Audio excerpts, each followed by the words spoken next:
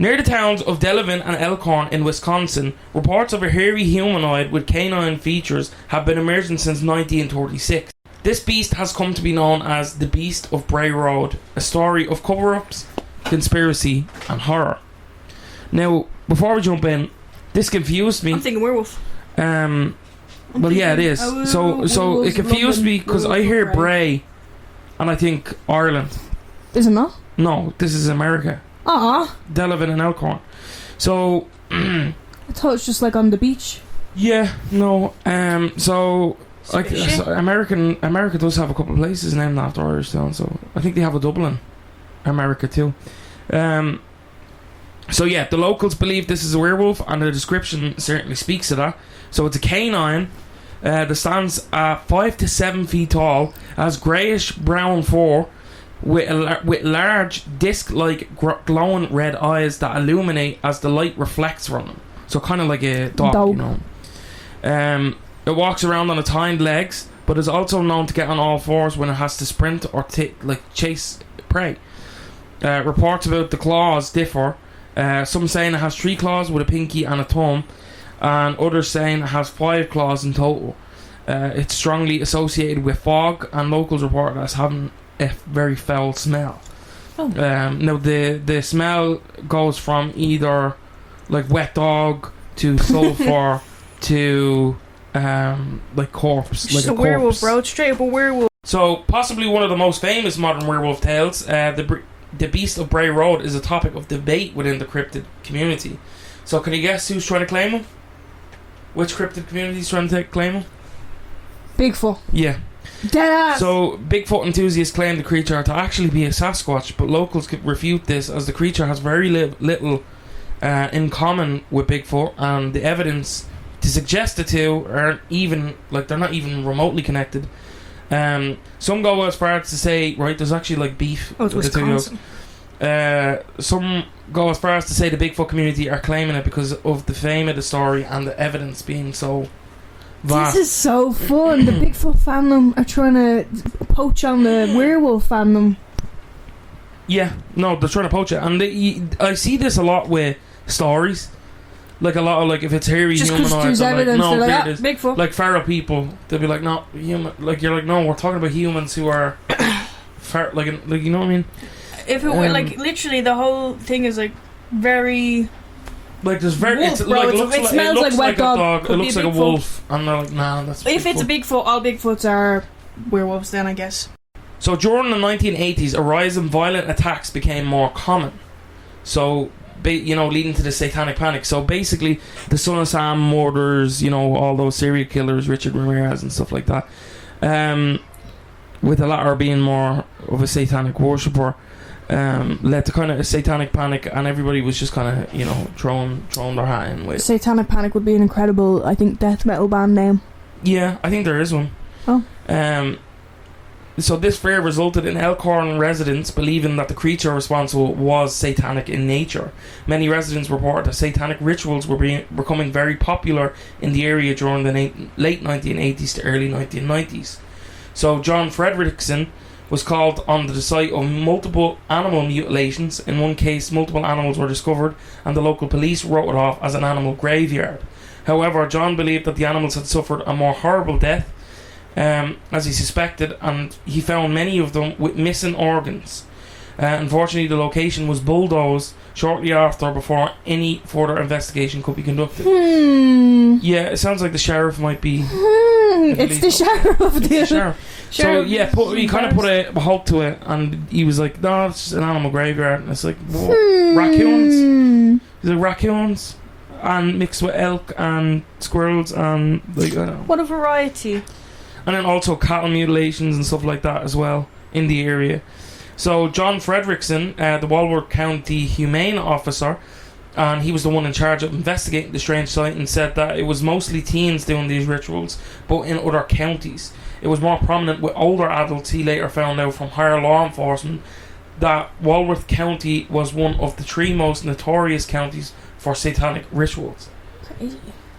So, other people in the community blamed the Native American beliefs, Because there is many Native American beliefs that would fit the Beast of Bray road across many tribes, but there's no local Native American legends that specifically connect them to the Beast of Bray road. They all kind of there's no.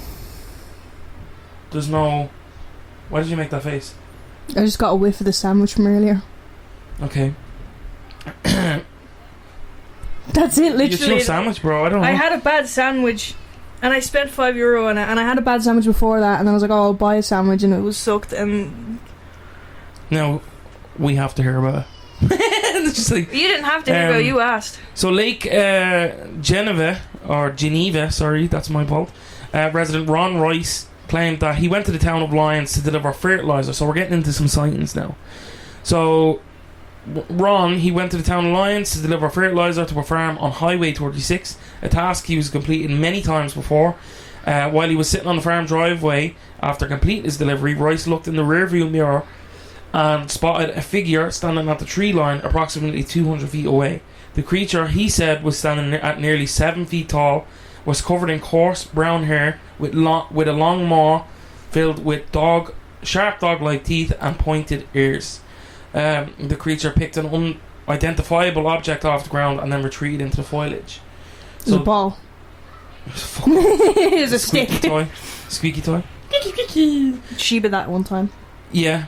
So on a late night in 1989, this is a separate account. So on a late fall night in 1989 at around 1:30 a.m, a woman named Laurie was driving home via Bray Road. Again, like every time I hear Bray, it's just it's kind of disappointing. It's not ours. Can we take it? Oh, take it. Let's go. Let's bring. We're going to kidnap the Beast of Bray. We're going to put him in Bray, where he belongs. So as she drove, she noticed the figure on the side of the road. The figure was facing away from her, and she could see its pointed ears, obviously. And she could see its pointed ears from behind.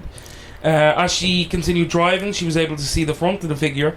It was a creature with dark brownish grey fur, kneeling. The creature had large claws which were holding a chunk of flattened animal roadkill, more than likely. Laurie believed that the animal was the size of an average human, 5 feet 7 inches and roughly 150 pounds. The creature had glowing eyes. The creature has glowing eyes, and as we said earlier, the headlights of her car shown on it, they reflected discs. That would be I don't know, look cool in like a movie. Like, yeah, despite the headlights, the creature was not scared, and it even tracked Laurie's car as she drove away. So he was running alongside the car. Now, one story said that he left claw marks on the side of the car, and there's evidence of it. That would be really. I couldn't find anything about that. But there's evidence, I assure you. There's actually quite a lot of evidence for this. I just googled Beast of Bray Road, and like there was a news article where it was like, oh, he ate roadkill. What was it? Oh, disgusted eyewitnesses watch him eat bloody roadkill. And like even there's like a picture of him. My boy is just scranning. Some of them aren't. Some of them, yeah. Some of them. So on October 31st, Halloween, which is next week for us, Doris was driving home on a smoggy day while on Sittler Road, known as Hospital Road. She felt her tyre lift off the ground. She drove for another 50 feet before pulling over to check it. Thinking she'd hit a small animal and it was stuck to her car, she got out to investigate. Initially, she didn't see anything, so as she went to check the back of her car, and as she was walking towards the rear, she saw a creature charging straight at her. It was a beast bigger than her, with a hairy chest. She said, made it to her car, and she quickly stepped on the gas. Rushing out, she doesn't... Wait. I just shot myself. Sorry, so he was a beast bigger than her with a hairy chest, so she only kind of made contact with the chest, which is, sexual harassment. She barely made it into her car and quickly stepped on the gas, rushing out. She doesn't remember how it was running, but she remembers the chest heaving as it ran, again with the chest, as it ran on the footsteps. Yeah, but like if you, I think, because it'd be the most prominent. So she noticed the creature again at a later time, though the exact date isn't disclosed. After picking up a friend from a party, her friend pointed out a creature stalking the side of the road. So they're saying that this kind of caught her scent and kept at her. That sounds so scary. Doris didn't turn to look and instead stepped on the gas to get out as quickly as possible. When she inspected her blue Plymouth Sundance, she noticed what looked like claw marks on the back of the trunk. Linda Godfrey, the author of the book, this is a book she wrote, all about this, confirmed that there were markings, but they couldn't determine what they were. Now there is images of this, and it is kind of crazy. They're quite deep gashes, like ripping metal and stuff. So you know. So in late December 1990, Heather had a terrifying encounter with a creature. Heather's mother, Karen, also remembers the day vividly. She recalls Heather coming home frightened, describing seeing something that looked like a dog until it stood up. Heather explained that she and her friends were sledding when the dusk fell, and suddenly they spotted a large dog-like creature. Its fur was silver-coloured with brown patches, and its face resembled a coyote's. The creature fixed its gaze on Heather and her friends, causing them to slowly back away, unwilling to turn their backs on her. The creature then began chasing them, reaching about halfway to their house before abruptly stopping and retreating into the cornfield. Russell Guest, one of the children with Heather, corroborates the story. So this was like a whole... It could be the same guy. Like the same one instead of like multiple. No, it is. It's meant to be, because it seems like it's aging. So like in the initial stories in the torch. Oh yeah, he's getting grayer and grayer. Oh shit, so he could just be dead by now. Yeah. Well, no, there's... we'll get to that. Well, he's on his way out, man. In August 1992... Well, if he's a werewolf... One foot out of the coffin. We don't know how it is. What, is it one foot in the coffin, the other foot on a banana peel? Yeah. Fuck off. I just imagine the werewolf slipping on a banana peel. And it's... So in August 1992, Tom and his friend Chris Maxwell from Illinois attended a wedding reception... Jesus. In Genesee Depot. Chris was staying at the Jellystone campground near Fort Atkinson, and Tom was driving him there. As they drove, a thick fog rolled in. Bro's horror farm. And Chris hit something. Initially, he thought he had hit a mailbox and backed up. However, upon realising there was no mailbox, he noticed a large, hairy creature walking and reaching out to them. With the car window open, he could smell a foul odour reminiscent of a skunk. The creature had whitish grey fur, and its other parts, presumably, were black, like they had black streaks. It extended its arm and scratched the side of Tom's car. So that it also reminds me of the Treehouse of Horror where Ned's a werewolf.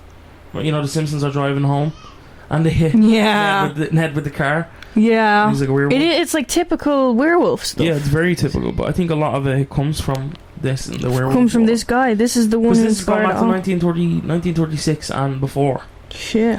So Joe Shackelman claims his father, Mark Shackelman. So this is the very first Shackleton story is from Mark Shackelman.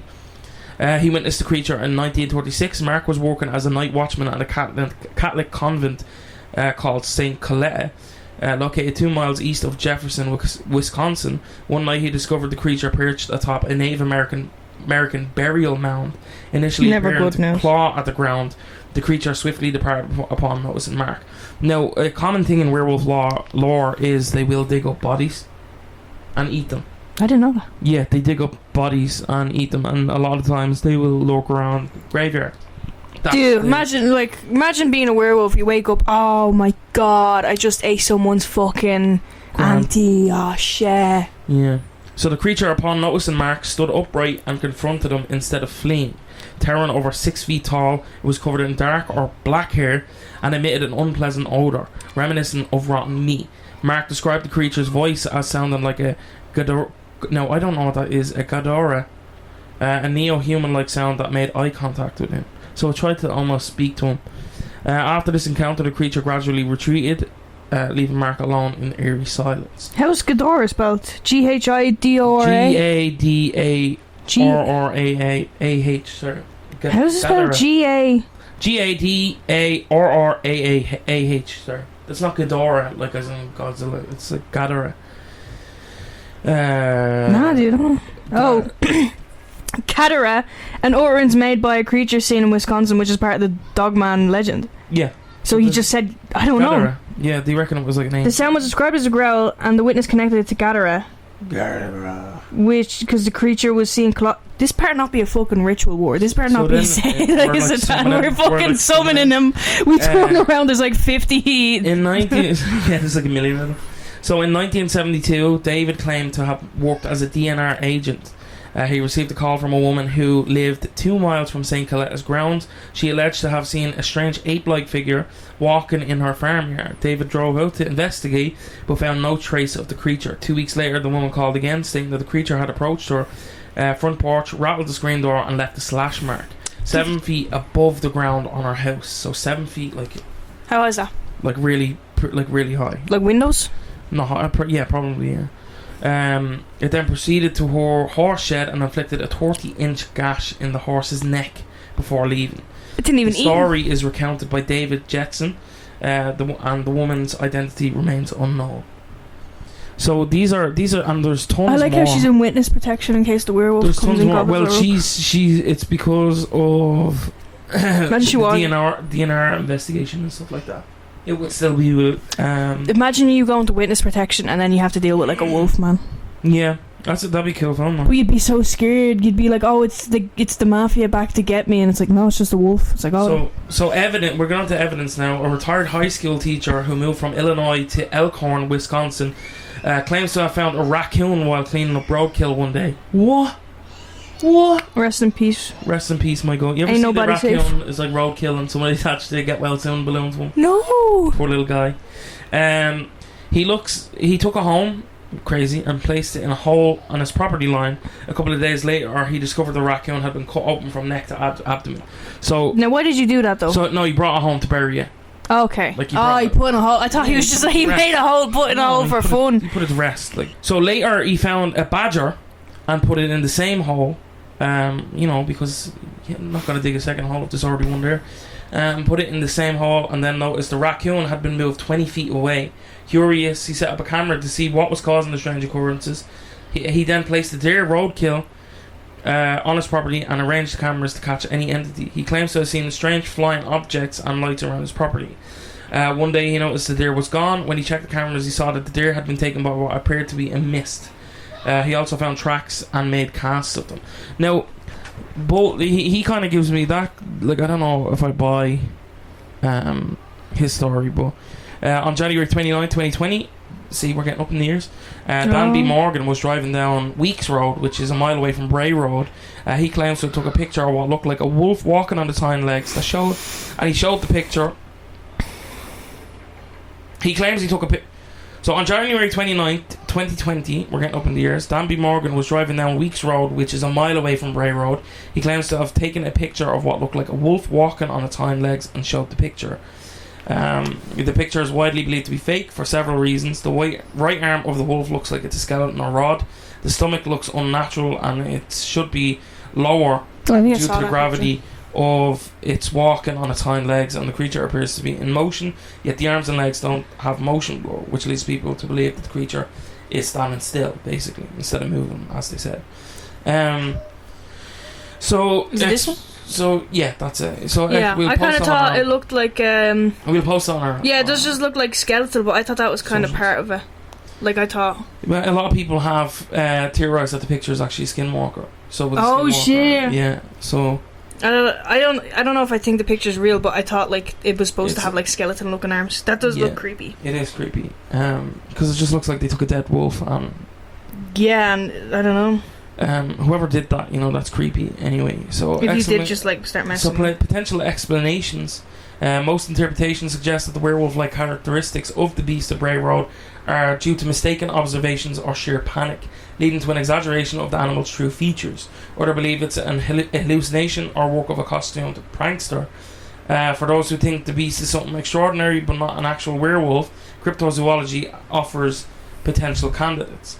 So several distinct cryptids, including the skunk ape, which is it's like Bigfoot but he stank. Yeah. And they didn't actually smell. The wahila or bear dog, and the canine like Shunket Warrakin have been considered as possibilities. While these creatures could explain some sightings, none fully account for all. Some sightings would need to be discarded or have to assume witnesses were mistaken or saw different creatures. Another explanation posits that at least two different creatures were seen simultaneously, leading them to be labelled as one despite their separate nature. It's possible that these ordinary beings, like wild dogs or costume pranksters, so basically they're wild dogs or costume pranksters. Alternatively, One or more could be genuine cryptids or mystery animals, possibly a new species or subspecies or a non-native animal secretly released in Wisconsin. So the common online speculation is that the bear is it's a bear suffering from mange. Aww. Black bears are common in northern Wisconsin, but not so much in southern Wisconsin where the story takes place. So it's possible that one wandered. Would it be possible that one wandered all the way south? There has been sightings of bears in southern Wisconsin. However, mange is not commonly associated with black bears in Wisconsin. While it is a common occurrence in bears in Pennsylvania and New York, as of 2023, the Wisconsin Department of Natural Resources has reported no sightings of black bears with mange. The closest bear to be reported with mange was in the lower peninsula of Michigan in 1984, which separated Wisconsin by Lake Michigan. So it's not happening. This is not happening. So there's tons of stories on these ones. These are just kind of I gave like the mixed bag of stories. Like I cherry picked the ones that were, because a lot of them are very samey, which I think gives a little bit of credit to it, because they all, and it's not like with Basquatch, where Basquatch is like always Basquatch, everything was so crazy. His eyes are that colour and whatever. It's all red eyes, reflective in the dark. Looks like a wolf. Yeah, looks like a wolf. Similar four colours, similar descriptions, similar areas as well, and the fog as well is something that's going on. Now, ufologists are kind of like Bigfoot researchers, in my opinion. They always are like, I'm going to claim this. So they're like, it's an alien? They're like, yeah, it's an alien. And that's like, there's nothing. That's what the chap earlier was like, there's flying objects nearby. I was like, I don't know about that, Chief. Some other people I've seen is just, it's a normal regular black bear, or species of bear, because bears run on all fours, and then they also can stand on. It's just a bear with mange. We gotta help. Or it could be a malnourished bear as well. I saw people saying. Also, I saw people saying that it just could be a species of wolf, because I don't think wolves are native to Wisconsin. Oh. They're saying that it could be an animal that was released that's not native to it. Oh. So it's like a wolf someone had as a pet and it got out. But one of the creepier theories that I seen was that actually there's a lab nearby Wisconsin, and there's a story of the melon-headed children that allegedly I actually do want to do an episode on that, so I won't get too deep into it. So it was meant to be these mutated children that were causing havoc in this town, and it was traced back to this like lab, and that's not too far away, I believe. And people are saying that it could be an experimented on animal. That's terrible. Experimented on animal, or some sort of hybrid or whatever. There was the Nazis were trying to make like a wolf super soldier in the 40s. Did you ever see those files? No. Like, the Nazi files alone are crazy. I know about the Angel of Death, the one that was like experimented on the twins. Yeah, he did it on twins. There was in his kind of like camp, basically. There was ones like they wanted to take the head of an ape and put it on a man's body. So instead they cut the head off of an ape and placed it on another ape's body, and the ape was conscious but couldn't move its body. It was alive for about 12 hours, like just in the complete horror, because it could only move its head and didn't know, like you're looking down and you're seeing not your body. So yeah, they did a lot of fucked up shit, but they did shit with animals as well. They tried to make it human.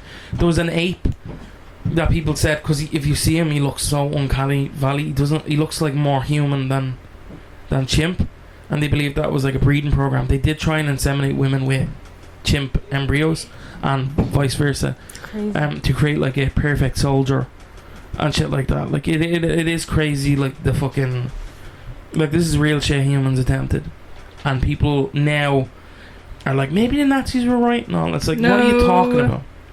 No, it is a yoke online and stuff, and you're like, your brain was fucked by stupid, which is, I don't know, common for the internet. But yeah, what were we saying about the Beast of Bray Road? Do we have? Let's go to Bray Road. I think it's plausible in that there's something that people are seeing, but whether it's a werewolf is up for, you know what I mean? Yeah. Like, or it could be an animal, like, because there's so many accounts and they're all so similar. It definitely could be something. But what it is like, you know, up for debate. Whether it's just a wolf, whether it's a bear with mange, whether it's a different animal entirely, whether it's a cryptid, like, is up for debate. But that's my opinion. So what's yours? Just unsure? I'm unsure. I would like to believe. I want to believe in that one. That one's kind of. I think it is. I think he's probably going to die. Okay. Well, we all Soon. are. He's been getting older, and How long has he been alive? Since 1940 something. Could be a family, of course. Oh. This is great grandson. A new one's born and then takes over. Like, shit. He's like, shit. That's what happened with Austria werewolves every 7 years. Yeah, every 7 years new someone has couple to are take taking their over. place. It's like, god damn it. God damn it. Imagine being born into that. Gosh darn it. They're like, yeah, you like life, don't you? You like running around playing on your bike. Not going to be able to do that with paws. Would What you are have kids if Just you like, were what are a you talking werewolf of about? Ossuary? Well, but here's the thing. Some of them had children. There was a story and they had children. It was like a human child. No. So the werewolf shagged and then like... Because you don't have conscious... Yeah, true. Like, you're just in your mind. It's kind of like trapped in syndrome from what I've seen. You know when people kind of get trapped in their bodies, but they can't control it, but the werewolf kind of takes over. So yeah, that's what we have. Next week's episode is the Halloween episode. We will have a special guest. Do we want to say who the special guest is? Or will we just give a little teaser? I think we've got him. We'll just say yup, I said, will we? Yeah, Let's just say we know where the fuck Hurley is. So yeah, we'll catch you. Cause follow us on all social medias. Stay updated. Tell a friend. Tell their friends. Leave a rating. If you enjoyed. What are you saying? Tell a friend of a friend. Tell a friend of a friend. She loves friends. I love kids, Charlie. I love kids. So yeah, we'll catch you in the next one. Follow us on social medias, and we will see you next week. Goodbye. Bye, everybody.